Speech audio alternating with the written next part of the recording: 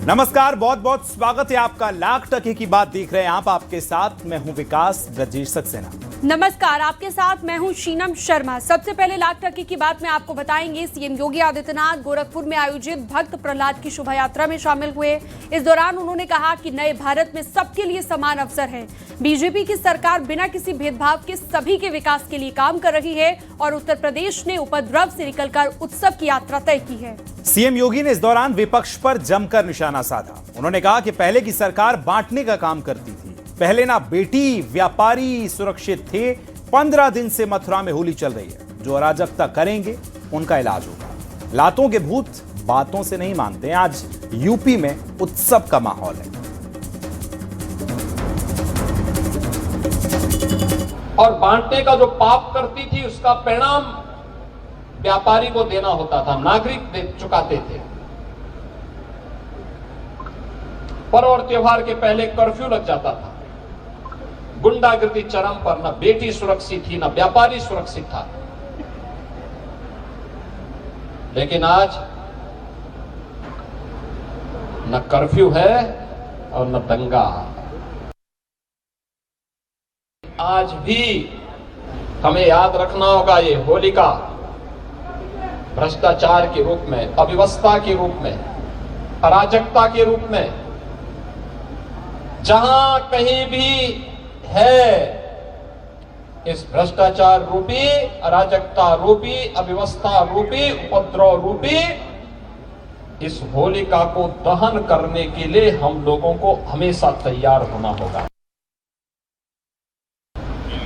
याद करना, अव्यवस्था, अराजकता, गुंडागिर्दी, माफियागिरी, जबरन हड़पने की प्रवृत्ति, ये जब भी होगी वे सब भी हिरण्यकश्यप जैसे ही हैं। ये प्यार से नहीं मानेंगे, क्योंकि लातों के भूत बातों से नहीं मानते।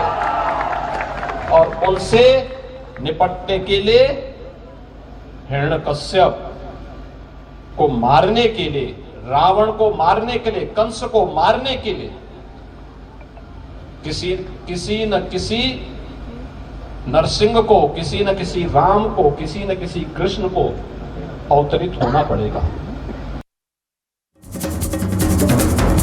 गोरखपुर में होली कार्यक्रम में सीएम योगी ने लोगों को सेफ होली खेलने की अपील की।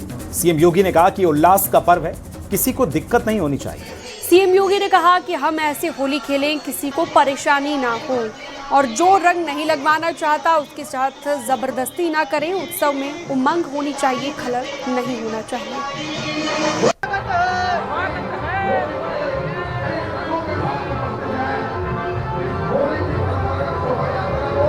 दूसरे को ठेस पहुंचाए बगैर, नुकसान पहुंचाए बगैर उत्साह के साथ हम उसका आनंद ले सके। उत्साह का आनंद तभी होता है जब हर गरीब, हर नागरिक खुशी के साथ झूम करके उस उत्साह का हिस्सा बन सके। भयभीत न हो, उसके मन में भय न हो, किसी प्रकार का कोई कुंठा न हो। और होलिका दहन के स्थल भी हम उसी प्रकार से तैयार करें। घर से दूरी पे हो, प्रतिष्ठान से दूरी पे हो। होली के गानों को होली के रूप में गाते हुए हम एक कार्यक्रम करें। अग्निदेव की पूजा करें। सृष्टि के रचयिता भगवान विष्णु का स्मरण करें। नरसिंह आह्वान, नरसिंह अवतार का आह्वान करें। और ये कार्यक्रम उत्साह के साथ होली के गाने गाते हुए गाएं। अश्लील गाने न हो। याद करना, जब भी किसी गाने में अश्लीलता आएगी वह पतन की ओर हमें लेके जाता है, हमारे पर्व और त्योहारों के महत्व को कम करता है। अश्लीलता नहीं होनी चाहिए। परिवार के साथ लोग आकर के परिक्रमा कर सके होलिका दहन स्थल में। हर बेटी, हर व्यापारी, हर नागरिक, हर बहन अपने को सुरक्षित महसूस कर सके। होली के चलते पुलिस और प्रशासन ने भी अपनी तैयारियां पूरी कर ली है। किसी भी तरह से कानून व्यवस्था ना बिगड़े, इसको लेकर पुलिस हाई अलर्ट पर है। यूपी के कई जिलों में एहतियातन मस्जिदों, मज़ारों और कब्रिस्तानों को ढक दिया गया है ताकि होली के दौरान रंग खेलते हुए किसी भी तरह का कोई विवाद पैदा ना हो। रिपोर्ट आपको दिखाते हैं।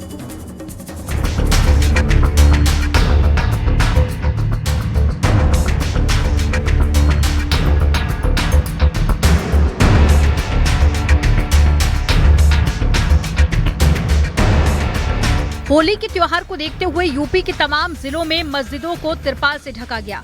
होली के जुलूस मार्ग पर 10 मस्जिदें हैं। होली चौपाई जुलूस के दौरान मस्जिद पर रंग गिरने से कोई विवाद ना हो, इसलिए एहतियातन मस्जिदों को तिरपाल से ढका गया। वहीं डीएम एसपी ने कई इलाकों में फ्लैग मार्च निकालकर सुरक्षा व्यवस्था का जायजा लिया। अलीगढ़ में संवेदनशील और मिली जुली आबादी वाले इलाकों में एहतियातन 3 मस्जिदों को तिरपाल से ढक दिया गया। हर साल की तरह ये कदम इस बार भी आपसी सौहार्द बनाए रखने के लिए उठाया गया। अब्दुल करीम चौराहे पर मौजूद शीशे वाली मस्जिद, देहली गेट और ऊपरकोट नगर कोतवाली इलाके की एक मस्जिद को तिरपाल से ढक दिया गया। संवेदनशील इलाकों में पुलिस बल की तैनाती बढ़ गई है। पवित्र पर्व होली के मौके पर जिस तरह से प्रशासन ने मसाजिद को ढकने का फैसला लिया है, ये एक सराहनीय कदम है। शाहजहांपुर में विदेशी आक्रांताओं के हिंदुओं पर हुए अत्याचार के खिलाफ आज भी प्रदर्शन करने की प्रथा है। शाहजहांपुर में उन आक्रांताओं को प्रतीकात्मक जूते मारते हुए घुमाया जाता है। लाट साहब के जुलूस के दौरान प्रदर्शन पुलिस की मौजूदगी में होता है। जो अफसर्स हमारे हैं उन सारे ऑफिसर्स के पास कैमरे होंगे, तो कंप्लीट कैमरे से निगरानी तो रहेगी और कोई भी असामाजिक तत्व इस टाइप का कोई व्यक्ति जो कुछ भी इसमें खुराफात करने की कोशिश करेगा तो उससे पुलिस और प्रशासन बहुत सख्ती से निपटेगा। पुराने कुछ वर्षों में जो मुकदमे पंजीकृत किए गए थे, जो खुराफात कर रहे थे लोग, उन सभी को चिन्हीकरण करके उन सभी के खिलाफ कार्रवाई, निरोधात्मक कार्रवाई सुनिश्चित की जा रही है। पर्याप्त मात्रा में वहां पर लगातार फुट पेट्रोलिंग भी की जा रही है। सभी तैयारियां पूरी कर ली गई हैं, किसी प्रकार की कोई समस्या नहीं है। शाहजहांपुर में दुनिया की अनोखी जूते मार होली होती है। वहीं मुस्लिम समुदाय ने मस्जिदों के ढके जाने पर सवाल खड़े कर दिए। सालों से यहाँ पर जो है वो तिरपाल से मस्जिदों को ढकने का प्रचलन चल गया है। प्रशासन ने जिन लोगों ने उसके ऊपर जूता या चप्पल उछाला था, उनके ऊपर कार्रवाई न कर बल्कि उस अपराध को बढ़ावा देने का काम कर दिया, उसको ढकने का काम शुरू कर दिया। धार्मिक स्थलों की निगरानी करने के लिए पुलिस की तरफ से विशेष सतर्कता बरती जा रही है। ड्रोन के जरिए भी धार्मिक स्थलों की निगरानी हो रही है। Bureau report, news 18 UP Uttarakhand. Samajwadi party के अध्यक्ष अखिलेश यादव ने बीजेपी सांसद मनोज तिवारी के गाने के जवाब में एक गाना जारी किया। इससे पहले मनोज तिवारी होली के गाने में अखिलेश पर तंज कसते दिखे थे। मनोज तिवारी के गाने के जवाब में सोशल मीडिया पर पोस्ट कर अखिलेश ने इस गाने को शेयर किया और लिखा, पुराना हमजोली है, बुरा न मानो होली है। एक रिपोर्ट इसी से जुड़ी आपको दिखाते हैं। लालू जी कहेले अरे बुरबकवा कहवा भुला गईली मोती, अखिलेश भैया बिहार कहे हरो सुखा गईली टोटी। होली के पर्व पर भोजपुरी सिंगर और बीजेपी सांसद मनोज तिवारी ऐसा गाना लेकर आए हैं जिसके लॉन्च होते ही सियासी पारा हाई हो गया। गाने में राहुल गांधी और अखिलेश यादव पर तंज कसा गया है। अरे साजिश के रंगवा फेंके राहुलवा, गिरते जमीनिया पे भुस्सी, साजिश के रंगवा फेंके राहुलवा, गिरते जमीनिया पे भुस्सी। इसे लेकर अखिलेश यादव ने कहा था कि अगर वो भी कोई गाना बना दे तो मनोज तिवारी को बुरा नहीं मानना चाहिए। मनोज तिवारी बहुत पुराने समाजवादी रहे हैं और उनका जो प्रोफाइल देखोगे, पॉलिटिकल प्रोफाइल हम ही लोगों ने शुरू कराया था, इसलिए याद किया है। होली पर बहुत बधाई और धन्यवाद देते हैं। कम से कम होली पर कोई बुरा ना माने। अब शुरुआत की उन्होंने होली पर, तो अगर हम लोग भी कोई गाना बना दें या कोई और होरिया जाए हम लोग अगर, तो उसका बुरा न माने वो लोग। मनोज तिवारी के गाने के बाद अखिलेश यादव ने सोशल मीडिया पर एक गाना शेयर किया जिसमें मनोज तिवारी का जिक्र है। होली की मस्ती के साथ गाने में मनोज तिवारी की काफी खिंचाई भी की गई है। बिन बैटरी के रिमोट हो गए, सीएम न बने डिमोट हो गए, सीएम न बने डिमोट हो गए। सियासी वार पलटवार तो साल भर जारी रहता है, लेकिन होली पर पहली बार गानों के अंदाज में बीजेपी और एसपी के बीच एक दूसरे पर तंज कसे जा रहे हैं। Bureau report, news 18 Uttar Pradesh Uttarakhand. Bhadarsa के चर्चित गैंग रेप कांड में कोर्ट से बरी होकर जेल से रिहा हुए मोहित खान को लेकर सियासत तेज हो गई है। मंत्री संजय निषाद ने पीड़िता की मां से मुलाकात कर इंसाफ का भरोसा दिलाया। संजय निषाद ने कहा कि अखिलेश यादव के जरिए आरोपी मोहित खान से फोन पर बातचीत करना दुर्भाग्यपूर्ण है। उन्होंने पूछा कि क्या अखिलेश का पीडीए है? यही है मुस्लिम वोट बैंक के लिए पीडीए की उपेक्षा क्यों हो रही है? रिपोर्ट में आपको दिखाते हैं।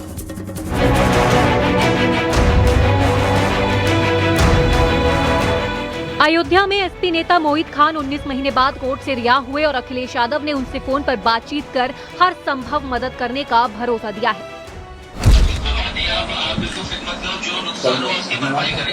आपका बहुत बहुत धन्यवाद है कि आपने हमारी देने के लिए आपने जो मांग की और दूसरे दिन देने हमारा आ गया। अगर आप बोलते तो हमारा देने आता ना, हमको लटकाए रह जाते थे।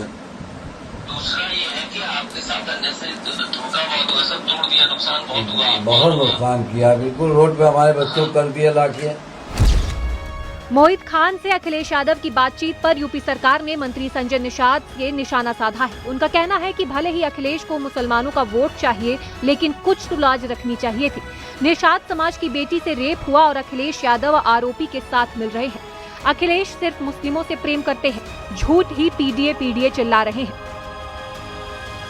निषाद समाज की बेटी के जो बलात्कार का मामला था, माननीय अखिलेश जी थोड़ा सा तो रुक सकते थे और मान लेते कि मुसलमान वोटर से बहुत प्यार है, लेकिन कुछ तो लाज लग जाते फिर चाहिए।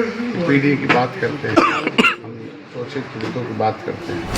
नाबालिग से रेप के मामले में मोहित खान को पहले ही बरी किया जा चुका है। अब वो गैंगस्टर केस में जमानत पर रिहा हुआ है, जिसे लेकर सियासी वार पलटवार जारी है। Bureau report, news 18 Uttar Pradesh Uttarakhand.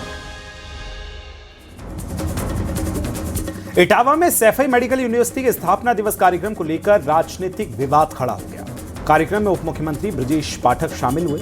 उन्होंने अपने भाषण में विश्वविद्यालय के संस्थापक रहे मुलायम सिंह यादव का नाम नहीं लिया। प्रोफाइल फिल्म में भी मुलायम की तस्वीर नहीं दिखाई गई। साथ ही स्थानीय सांसद डिंपल यादव और विधायक शिवपाल सिंह यादव को निमंत्रण न देने पर समाजवादी पार्टी ने कड़ा विरोध जताया है। इसी से जुड़ी एक रिपोर्ट आपको दिखाते हैं।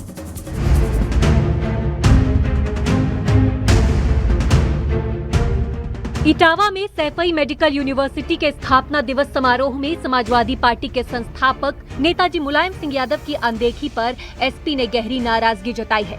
सैफई मेडिकल यूनिवर्सिटी के स्थापना दिवस समारोह में डिप्टी सीएम ब्रजेश पाठक बतौर चीफ गेस्ट शामिल हुए थे।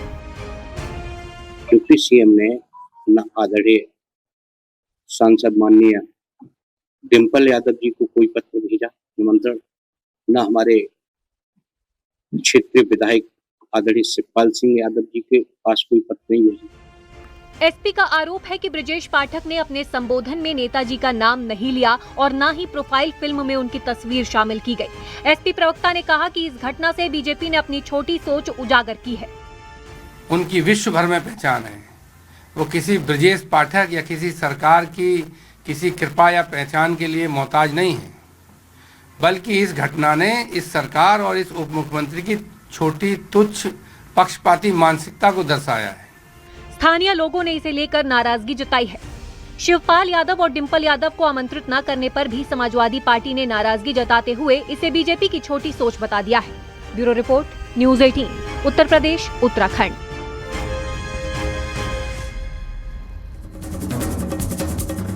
स्वामी अविमुक्तेश्वरानंद पर सियासी वार पलटवार लगातार जारी है। अखिलेश यादव ने बीजेपी पर निशाना साधा और कहा कि शंकराचार्य को प्रताड़ित किया गया। समाजवादी पार्टी उनके साथ है, यही बीजेपी का चरित्र और चेहरा है। डेप्यूटी सीएम केशव प्रसाद मौर्य ने अखिलेश यादव पर पलटवार किया और राजनीतिक ढोंग करने का आरोप लगाया।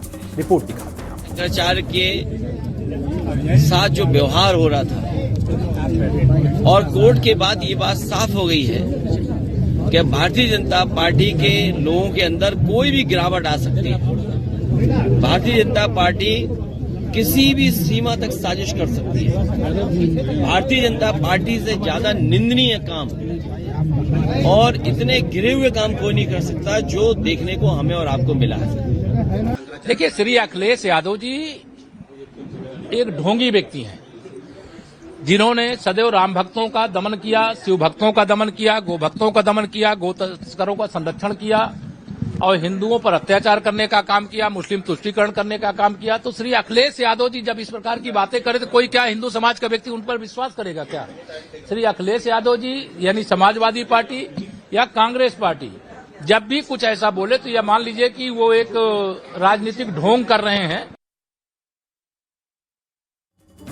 अब जिस युद्ध को अमेरिका 4 दिन में खत्म करना चाहता है, ईरान उसी जंग को 40 दिन तक लड़ने के लिए तैयार हो चुका है। अब बात युद्ध से बढ़कर एटम बम वाले युद्ध पर पहुंच चुकी है। अमेरिका और इजराइल ने ईरान पर हमला करके दुनिया को ऐसे युद्ध में झोंक दिया है जिसमें ईरान ने 12 देशों को मिसाइल धमाकों से वॉर जोन बना दिया है। पश्चिम एशिया में संघर्ष के बीच पीएम मोदी ने शांति का संदेश दिया और बातचीत के जरिए समाधान का समर्थन किया है। रिपोर्ट आपको दिखाते हैं।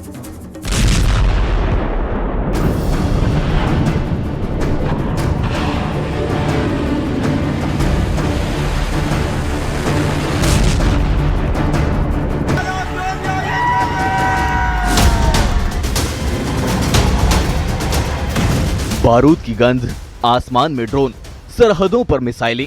पश्चिम एशिया की जमीन पर जो शुरू हुआ है, क्या वो दुनिया को बड़े युद्ध की ओर ले जाएगा? क्योंकि अमेरिका, इजराइल और ईरान का टकराव अब सिर्फ क्षेत्रीय नहीं बल्कि वैश्विक होता दिख रहा है और पूरा पश्चिम एशिया अब युद्ध की जद में है।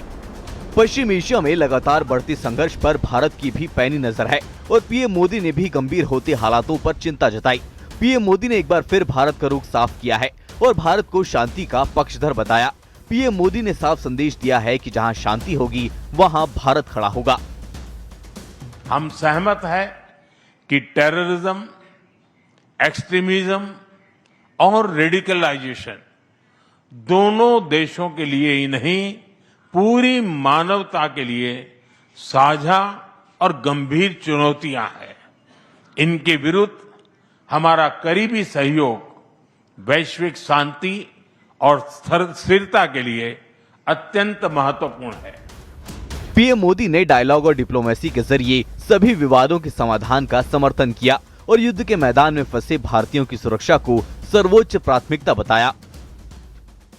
भारत डायलॉग और डिप्लोमेसी के माध्यम से सभी विवादों का समाधान का समर्थन करता है।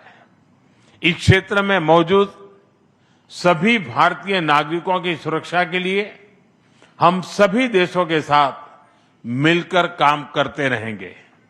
एक्सेलेंसी, आपकी यात्रा से हमारे सहयोग के हर क्षेत्र को एक नई ताकत मिली है। फिलहाल दुनिया की निगाहें पश्चिम एशिया पर टिकी हैं। Bureau report, news 18।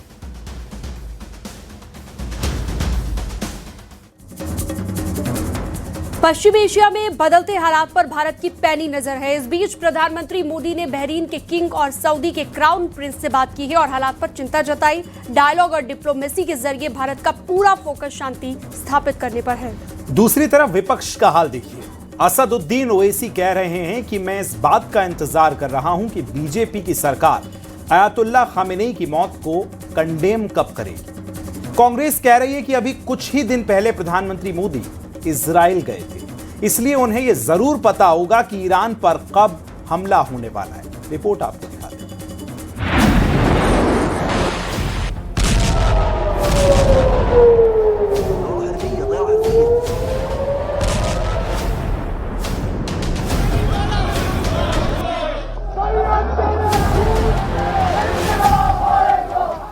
Middle east युद्ध की आग में जल रहा है। ईरान बनाम 11 देशों की भीषण जंग जारी है। विश्व में चल रहे अनेक तनावों को लेकर भारत की सोच स्पष्ट ही है। हमने सदैव शांति और स्थिरता बनाए रखने का आह्वान किया है। भारत भी डिप्लोमेटिक मोर्चे पर एक्टिव है। ईरान, इजराइल, यूएई, सऊदी अरब, दुनिया के तमाम देशों से भारत की बातचीत जारी है। पूरा फोकस शांतिपूर्ण समाधान पर है, लेकिन हमारे देश के विपक्षी दलों का फोकस देख लीजिए। ऐसे मुबारक महीने में उन्होंने मिलकर ईरान पर हमला किया है। हम उम्मीद करते हैं कि मौजूदा बीजेपी की सरकार आयतुल्लाह खामेनेई की मौत को कंडेम करेगी। हमारा दोस्त था ईरान, मौत के ऊपर दो शब्द भी ना बोल सके। देश को उम्मीद नहीं थी कि इतना कमजोर प्रधानमंत्री मिलेगा। किस कदर डरे हुए अमेरिका से, ऐसा डरा हुआ प्रधानमंत्री देश को मिला है। ईरान और इजरायल का युद्ध रुकवाना चाहिए मोदी जी ने। इतने बड़े नेता है मोदी जी, विश्व गुरु है। ऐसा नेता अब तक ना पैदा हुआ ना पैदा होगा इतिहास में। खamenei साहब जवाहरलाल नेहरू के बहुत बड़े भक्त भी रहे हैं। क्या उसका गुस्सा है क्या मोदी जी को? युद्ध के नाम पर सियासी खेल में कोई पीछे नहीं। अखिलेश यादव ने एक्स पर लिखा, मोदी सरकार बताए कि वो जंग के साथ है या अमन के, और युद्ध को रोकने व शांति की बहाली के लिए एक तटस्थ देश होने के नाते क्या कूटनीतिक प्रयास कर रही है। 2 दिन पहले नरेंद्र मोदी जी इजराइल की यात्रा पर थे। किसी को नहीं समझ में आया क्यों गए। लौटने के 48 घंटे के भीतर हिंदुस्तान के पुराने दोस्त ईरान पर नरेंद्र मोदी जी के नए दोस्त इजराइल ने हमला बोल दिया। नरेंद्र मोदी चुप रहे, कुछ नहीं बोले। ये मुमकिन नहीं है कि नरेंद्र मोदी जी को इस्राइल में होते हुए ये मालूमात ना हो कि इस्राइल ईरान पे हमला करने वाला है। नेतन्याहू से ईरान की जंग के बारे में किस तरीके की बातचीत आपने की? का पक्ष तो जाता कि हम इस तरह की चीजों की निंदा करते हैं। यहाँ तो टोटल साइलेंस, जैसे कि मौत हुई ही नहीं, कुछ हुआ ही नहीं। सवाल है कि क्या विपक्ष कूटनीति के लिहाज से बेहद संवेदनशील मुद्दे पर भी वोट बैंक वाली सियासत चमकाने का प्रयास कर रहा है?